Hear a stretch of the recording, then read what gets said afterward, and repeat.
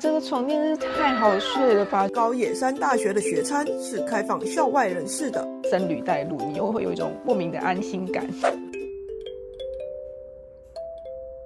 大家好，我是阿白，我是吉利。我们今天要来介绍高野山。因为爸爸约我去熊野古道，然后我看了一下这个行程，整个路要用走的话不太可能，我就上网搜了一下，就有一个高野山的资料跳出来，都是可以让人家住宿的。寺庙本身还是国家文化遗产120，然后还有导览的 course， 我就毅然决然的跟白白说，我想要去高野山。后来又听了另外一个朋友讲，他说他也很向往高野山，因为只要讲到漫画里面的动漫画人物，尤其是什么得道高僧，几乎都是高野山出来的。这么说起来，好像是这么一回事。对，然后我们就决定要去高野山了。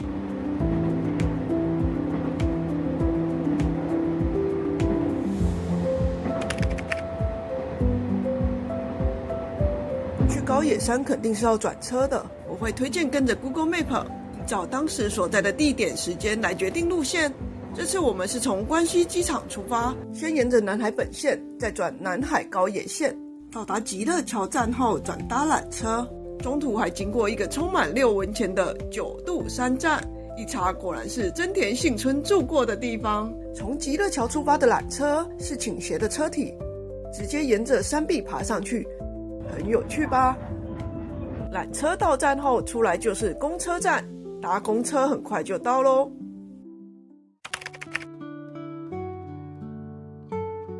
高野山是位在海拔900公尺的宗教都市，是弘法大师空海创建的真言宗圣地，有1000多年的历史，目前有100多所寺庙，建筑历史悠久，堪称隐藏在深山中的小京都。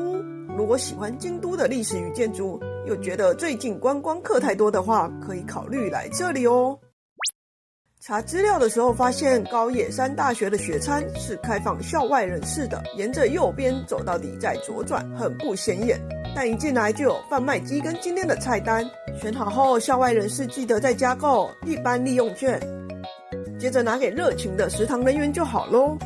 用餐时间人也不多，炸鸡粉有海苔绿绿的，但我比较喜欢吃甜甜的冻饭，吃完记得回收哦。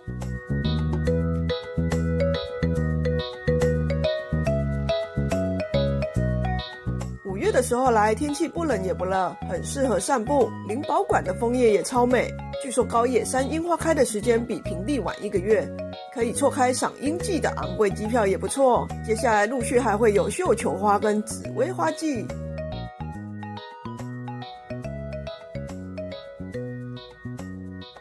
高野山的特色之一是炒饼跟酒馒头都是红豆馅，炒饼意外的是咸咸的，还有各种高野山的特色伴手礼也不可错过。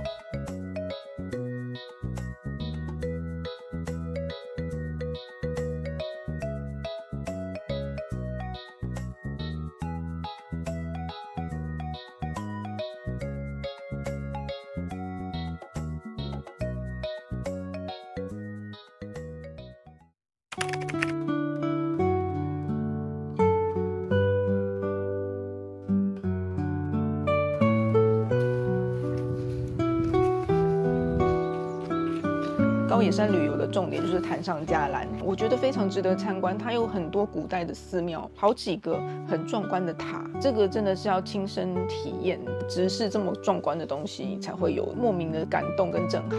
然后有一些寺庙，它里面是不能够拍照的，可是里面都是古迹，非常值得去参观。我觉得进入里面，空气闻起来的味道都不太一样。就是不只是山林里的味道，还有一种淡淡的香味在里面，可能是他们烧线香吧。这个也是要现场在里面我才能体会到的感觉，这个是影片还有用说的是说不出来的。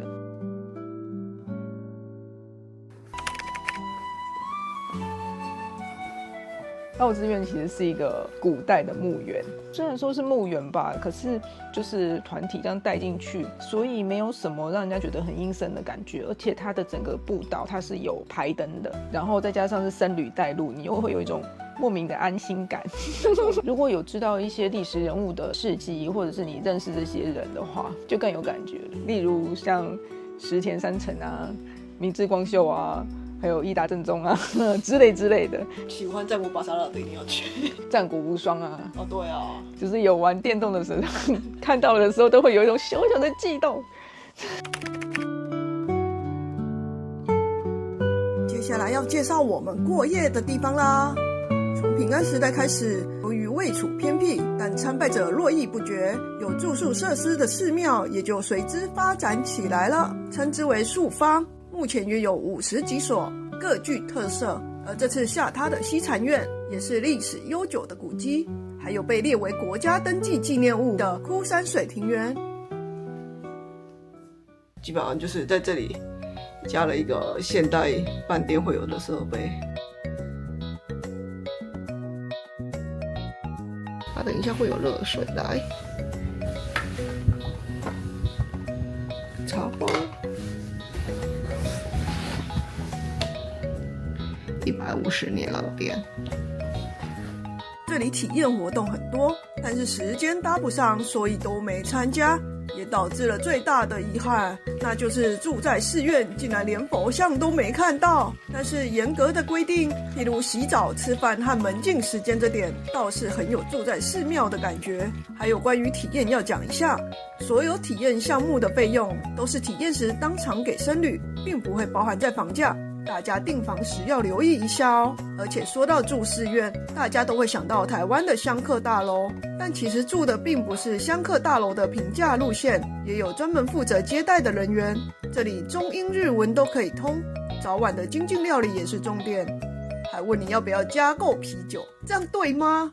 因为我们1博20，所以他在晚餐的时间，他会亲自把整个 set 搬到那个房间里面给你吃，然后等你吃完之后，你打电话跟他讲，他会把 set 拿走，然后再帮你铺床。晚餐是蛮让人惊艳的，而且其实是可以吃饱。它素食算是以豆制品为主，但是口感都很丰富。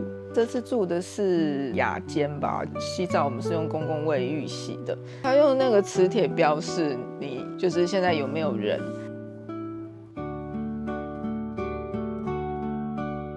我本来担心说睡榻榻米啊会腰酸背痛啊，或者是睡得不好，然后翻来覆去的。结果我是一觉到天亮，就觉得哇，这个床垫真是太好睡了吧！就是既不会让我腰酸背痛，然后又不会太热或太冷。然后白白就把那个床垫稍微翻起来看一下它的牌子，想说我们是不是应该买一下？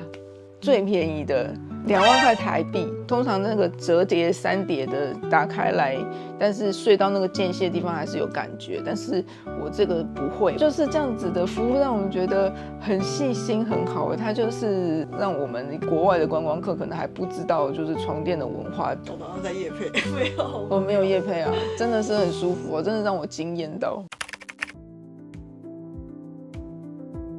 整个氛围是很棒的，包括日本人服务我们观光客的态度，让我有点回想到以前20年前来日本的时候的感觉，我觉得很感动。比较有趣的是，走在路上超多欧美脸孔，有种自己不是去日本，而是去了欧美的感觉。除了这里是世界文化遗产，我猜可能也跟朝圣之路有关吧。